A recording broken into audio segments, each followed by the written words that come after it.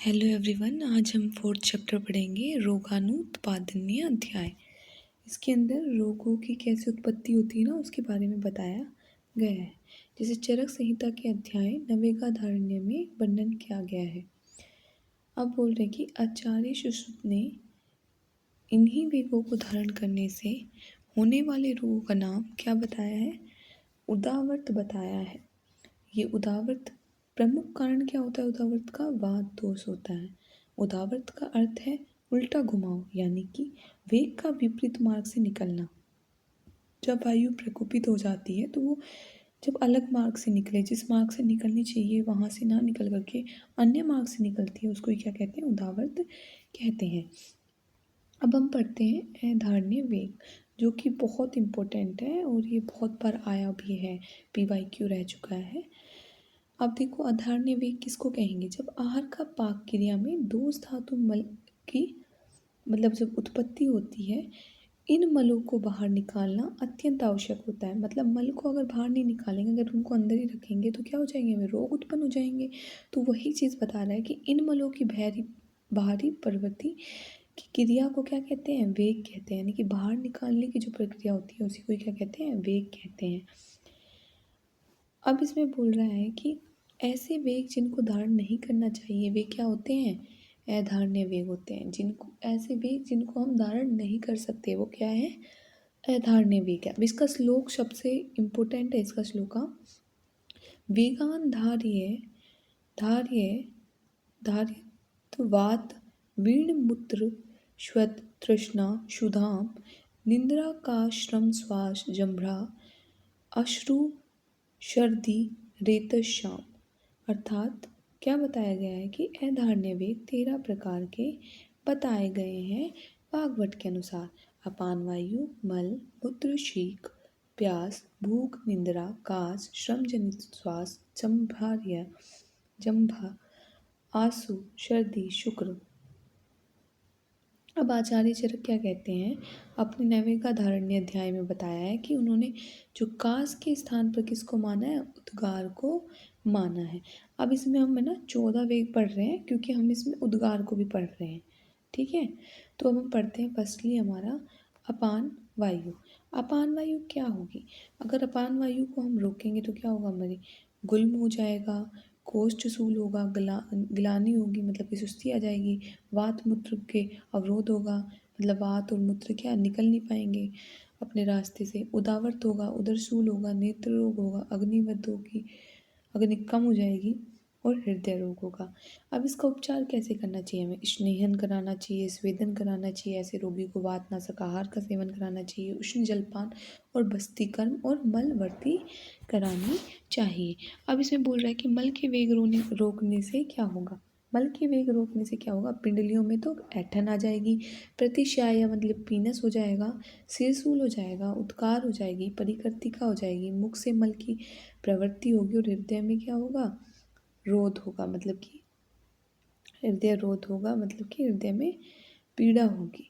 हृदय का जो मार्ग है उसमें गति में क्या होगी? कम होगी उसकी गति।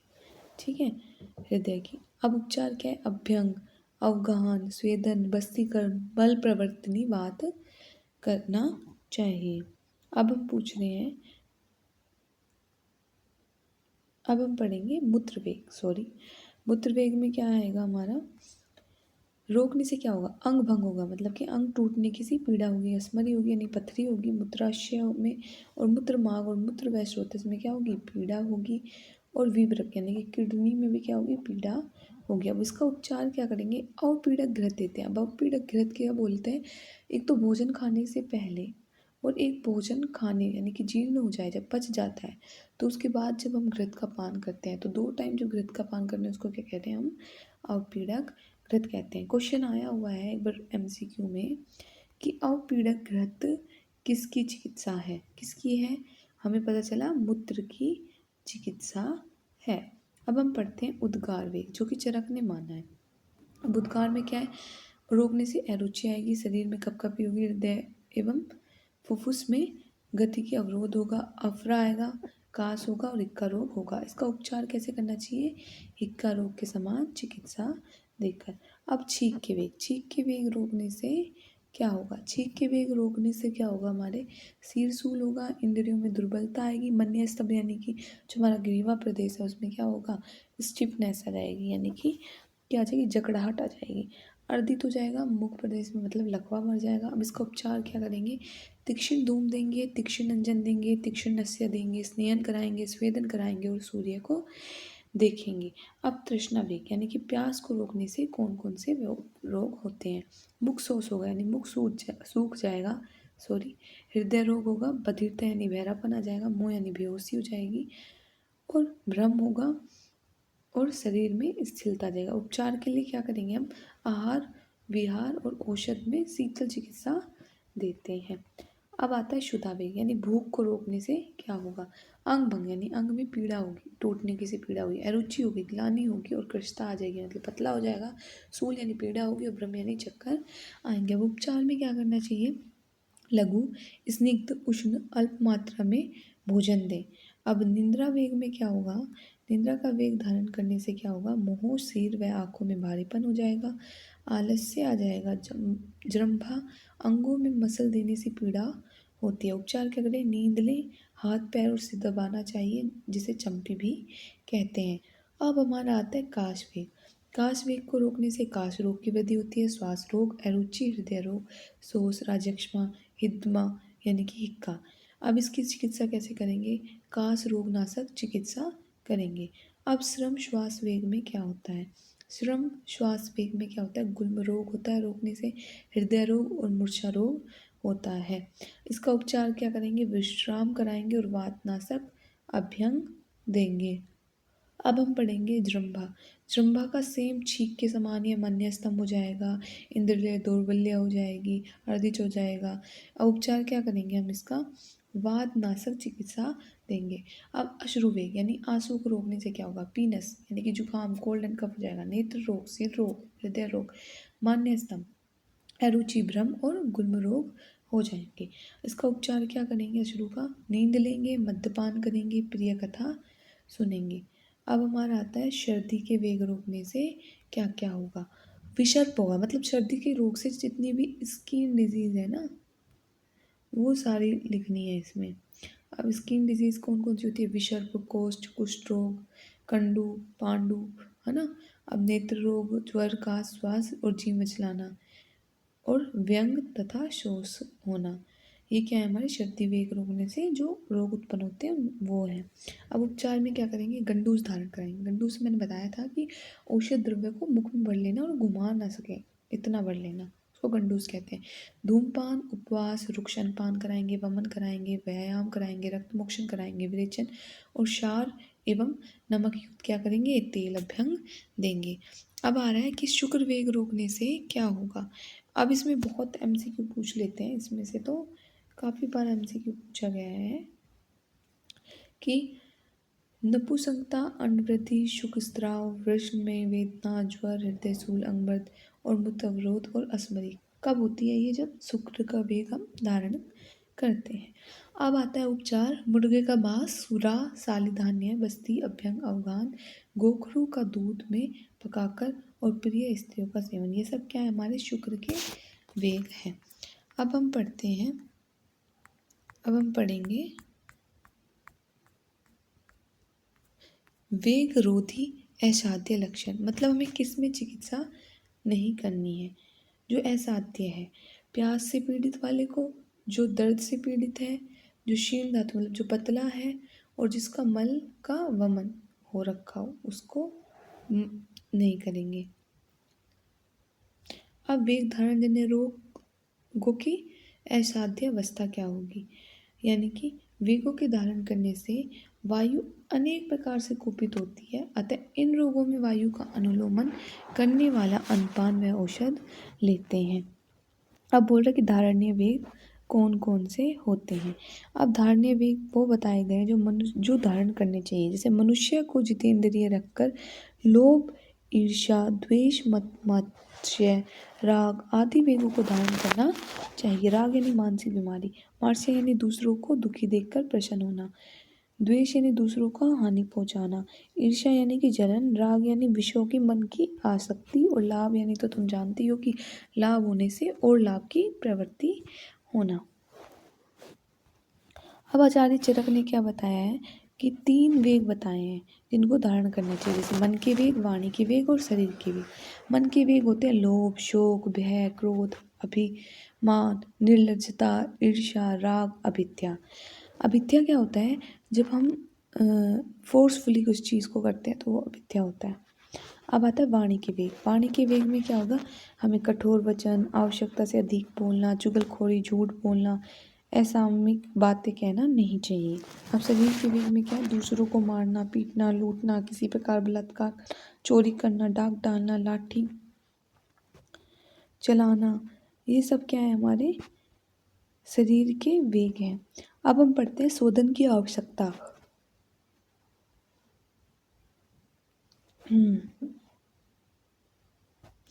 कि वात और पित्त, कफ, इन तीनों दोषों तथा पुरुष आदि शारीरिक मलों का उचित समय पर संशोधन करना चाहिए। जब दोष अत्यधिक संचित हो जाते हैं तो वे कुपित होकर जीवन का विनाश कर सकते हैं, तो इसलिए हम शोधन कराते हैं। शोधन में बिल्कुल ही पूर्णतः जो दोष होते हैं वो नष्ट हो जाते हैं। ये श्लोक बहुत इंपॉर्टेंट है ना। तो इस श्लोक का मतलब क्या है, दोषा कदाचित कोपयंती जीता लंघन पाँच ने ये तो संशोधने सुधा न तेषा पुनरुद्भव। मतलब कि लंघन एवं पाचन क्रियाओं उपचारों से शांत किए गए दोषों समय में पाकर कभी पुनः कुपित हो सकते हैं। मतलब हम अगर लंघन पाचन से चिकित्सा करते हैं तो वो दोबारा रोग वही उत्पन्न हो सकते हैं। लेकिन अगर हम वमन विरेचन कराएंगे तो क्या होगा, संशोधन प्रकारों से शुद्ध कर दिए जाते हैं, तो उनका कभी भी क्या होता है, दोबारा वो उत्पन्न नहीं होते। तो ये संशोधन का फायदा होता है। तो ये बहुत बार आता है कि संशोधन का लाभ क्या है ना। तो ये श्लोक लिखना होता है। अब रसायन क्या है, रसायन काल विधि यानी ऋतु संबंधित ज्ञान को रखने वाला चिकित्सक संशोधन कराने के बाद विधि पूर्वक क्या क्रमश को सिद्ध करता है, तो उससे रसायन एवं वृक्ष योगी का भी प्रयोग कराएं। मतलब कि हमें रसायनों का प्रयोग उनके लिए करना चाहिए जो क्या विधि पूर्वक चिकित्सा करते हैं, है ना, जो टाइम के अकॉर्डिंग, काल के अकॉर्डिंग सब कुछ रखता है ना, उन चीज़ों के अकॉर्डिंग। अब रसायन की परिभाषा, रसायन किसे कहेंगे। शॉर्ट फॉर्म में तो रसायन क्या होता है, जब जरा व्याधि का नाश होता है ना तो उसको रसायन बोलते हैं। जिसके विधिवत सेवन करने से उत्तम रस, रक्त आदि धातु की प्राप्ति हो, उसे उस विधि को क्या कहते हैं, रसायन कहते हैं। जिसमें धातुओं की क्या हो, उत्तम रस की और धातुओं की प्राप्ति होती है, उसको ही क्या कहते हैं, हम रसायन कहते हैं। ये बहुमूल्य होता है, इसका सेवन सर्वसाधारण नहीं कर सकता, मतलब कोई भी नॉर्मल इंसान इसका सेवन नहीं कर सकता, इसलिए इसके लिए आचार्य रसायन का उपदेश किया गया है। अब इसका प्रयोग कोई भी मतस्वी पुरुष कर सकता है। इसका प्रयोग शिव संकल्प के साथ ही करना चाहिए। अब पूछ रहा है वृश्य और वाजीकरण क्या है। इसका प्रयोग वीर्य को बढ़ाकर उसे संपुष्ट करने के लिए तथा रवि शक्ति को बढ़ाने के लिए किया जाता है। अब चिकित्सा में फल क्या मिलेगा, इस प्रकार का आहार, अभ्यंग, उपटन आदि करने से मनुष्य को सुख मिलने लगता है। अब बुद्धि, व्रण, इंद्रिय की निर्मलता होती है, वृषता तथा दीर्घायु की प्राप्ति होती है। अब आगंतुक रोग हमने पढ़ा था पहले भी कि जितने भी भारी होंगे, जो अब विघात से होंगे, वो सारे रोग क्या होंगे, आगंतुक होंगे। जिसमें भूतावेश, विष प्रयोग, वायु के स्पर्श से, अग्नि द्वारा जलने से, शत भंग, श्रम आदि कारणों से, अथवा काम, क्रोध, भय, शोक आदि के कारण जो रोग हो जाते हैं उन्हें आगंतुक रोग कहते हैं। अब आता है निज और आगंतुक रोगों का निरोध एवं समन कैसे ठीक करेंगे। प्रज्ञापराध का त्याग करना, प्रज्ञापराध का त्याग कर देना है और सद्वृत्त का पालन करना है। जब हमारी धीर, धृति, स्मृति, मेधा जब नष्ट हो जाती है तो वो अशुभ कर्मों को करने लगते हैं, उसको क्या कहेंगे, हम प्रज्ञापराध कहेंगे। अब शोधन योग्य ऋतु कौन कौन सी हैं। शीतकाल में संचित दोष कौन सा होता है, कफ होता है शीतकाल में संचित, उसमें क्या करना चाहिए, वसंत में इसका क्या करना है, शोधन करना है, यानी वमन करा करके दोषों को बाहर निकाल देना है। अब ग्रीष्म काल में संचित दोष का अर्थ है वात, मतलब ग्रीष्म काल में कौन होता है, वात होता है। तो अब इसका शोधन करके क्या करना है, वर्ष शोधन कब करना है, वर्षा ऋतु में शोधन करना है और बस्ती देनी है। अब वर्षा में संचित दोष कौन से हैं, पित्त। अब इसमें कब चिकित्सा करनी है, शरद में शोधन करना चाहिए, विरेचन कराना चाहिए। ये इम्पोर्टेंट था बहुत। अब स्वस्थ रहने के उपाय क्या क्या हैं, हम स्वस्थ कैसे रह सकते हैं। सदा हितकर आहार विहार का सेवन करें।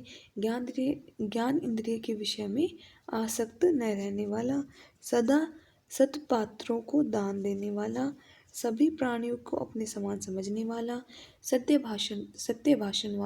भाषणशील वाला, क्षमा करने वाला, आप जनों की सेवा करने वाला। अर्थात जो सद्वृत्त को पालन करता है वही क्या है, व्यक्ति स्वस्थ रह सकता है।